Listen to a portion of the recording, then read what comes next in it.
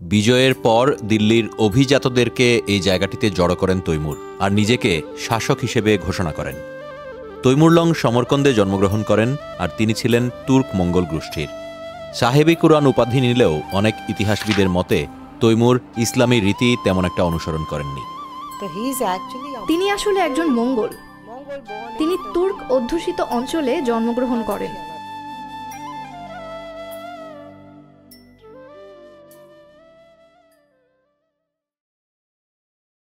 তুগলক সাম্রাজ্য ছিল দিল্লির সবচেয়ে দীর্ঘস্থায়ী সাম্রাজ্য, কিন্তু ফিরোজ শাহের মৃত্যুর পর ধীরে ধীরে এই সাম্রাজ্যের ক্ষমতা কমে আসতে শুরু করে এবং তৈমুরলংয়ের আক্রমণের পরে এর অবশিষ্ট শাসন সমাপ্ত হয়।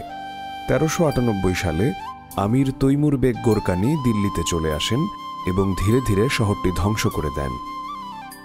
ইতিহাসবিদদের মতে দিল্লিতে এই রক্তক্ষয়ী হামলা ছিল খুবই ভয়াবহ। তৈমুর সমরকন্দে জন্মগ্রহণ করেন এবং তিনি ছিলেন তুর্ক মঙ্গল গোষ্ঠীর। তাদের শাসনের ধরনও ছিল মঙ্গলদের মতো। তিনি আসলে একজন মঙ্গল। তিনি তুর্ক অধ্যুষিত অঞ্চলে জন্মগ্রহণ করেন। তার শরীরে মঙ্গলদের রক্ত। সাহেব-ই কুরআন উপাধি নিলেও তৈমুর ইসলামকে অনুসরণ করেননি। তিনি চেঙ্গিসি নিয়ম মেনে চলতেন। তুগলক আমলে আলাউদ্দিন খিলজির নির্মিত হজ খাসের এই এলাকা এবং ফিরোজ শাহ নির্মিত এই মাদ্রাসা তৈমুরের খুব পছন্দ হয়েছিল। কথিত আছে যে বিজয়ের পর দিল্লির অভিজাত বর্গ এখানে জড়ো হয়েছিলেন এবং তারপর শাসক হিসেবে তৈমুর ফরমান জারি করেছিলেন। দিল্লি বিজয়ের পর আমির তৈমুর বিজয় উদযাপনের জন্য এই জায়গাটিতে দিল্লির অভিজাত বর্গ ও তার সৈন্যবাহিনীকে জড়ো করেছিলেন।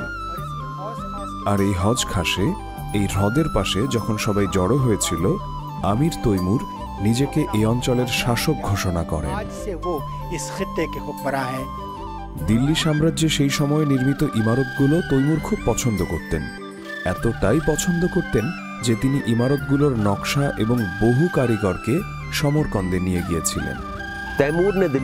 তৈমুর দিল্লির শাসন গ্রহণ করেন এবং ফিরোজ শাহ কোটলায় তার নামে একটি খুতবা পাঠ করা হয়। সেখানে তিনি জুমার নামাজ আদায় করেন। সেখানকার জামে মসজিদ দেখে এতটাই মুগ্ধ হয়েছিলেন যে তিনি ভবনের নকশা এবং দিল্লি থেকে শত শত কারিগরকে নিজের সাথে নিয়ে গিয়েছিলেন। উজবেকিস্তানে অবস্থিত বিবি খানুমের সমাধি এবং এর পাশের মসজিদে দিল্লি স্থাপত্যের প্রভাব দেখতে পাওয়া যায়। দিল্লি ত্যাগ করার আগে তৈমুর মুলতানের গভর্নর খিজির খানকে তার উত্তরাধিকারী নিযুক্ত করেন, কিন্তু তৈমুরের দিল্লি আক্রমণের ফলে শুরু হওয়া ধ্বংসযজ্ঞ ও বিদ্রোহ চলতেই থাকে। পরিস্থিতি নিয়ন্ত্রণের জন্য খিজির খান 1414 সালে দিল্লিতে আসেন এবং দিল্লি জয়ের পর তিনি সৈয়দ সাম্রাজ্য প্রতিষ্ঠা করেন। এই পরিবারটি নিজেদেরকে ইসলামের নবীর বংশধর বলে দাবি করে, তবে কিছু সমাধি নির্মাণ ছাড়া এই শাসনামলে বড় কোনো কাজ হয়নি। 40 থেকে 45 বছরের মধ্যে 3 জন বাদশাহ ক্ষমতায় আসেন। তারা বড় কোনো সংস্কার করেছেন এমনটা আমি দেখিনি। 50 বছর খুব দীর্ঘ কোনো সময়ও নয়। সৈয়দ বংশের দ্বিতীয় শাসক ছিলেন খিজির খানের পুত্র সৈয়দ মোবারক শাহ। সে সময় অভিজাত সম্প্রদায়ের ক্রমাগত বিদ্রোহের কারণে তার শাসনামল অস্থিতিশীল হয়ে পড়েছিল। 1414 সালে বিদ্রোহী অভিজাতদের একজন মোবারক শাহকে হত্যা করে। কোটলা মোবারকপুরে তার বিশাল সমাধির এখন আর যত্ন নেওয়া হয় না। দক্ষিণ দিল্লির কোটলা মোবারকপুরে অবস্থিত এটি হল সৈয়দ বংশের দ্বিতীয় শাসক মোবারক আলী শাহের সমাধি। সমাধির ভেতরে এত দুর্গন্ধ এবং আবর্জনায় ভরা যে আমরা যখন এখানে পৌঁছলাম তখন দেখলাম সমাধির ভেতরে কিছু কুকুর বসে আছে। মোবারক শাহের মৃত্যুর পর স্থলাভিষিক্ত হন তার ভাতিজা মোহাম্মদ শাহ। 11 বছর শাসনকার্য পরিচালনার পর 1445 সালে তিনি মৃত্যুবরণ করেন। তার সমাধি লোদি গার্ডেনে তুলনামূলক ভালোভাবে সংরক্ষিত আছে। এটি নির্মাণ করেন মোহাম্মদ শাহের পুত্র এবং সৈয়দ বংশের শেষ শাসক আলাউদ্দিন। এই সমাধিগুলি ছাড়া দিল্লিতে তার আর কোনো নিদর্শন নেই।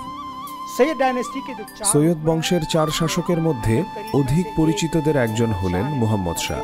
এটি তার সমাধি। ক্যামেরাম্যান রৌফ ফিদার সাথে Salahuddin Zain, DW news, new Delhi. DW news, Nai Delhi.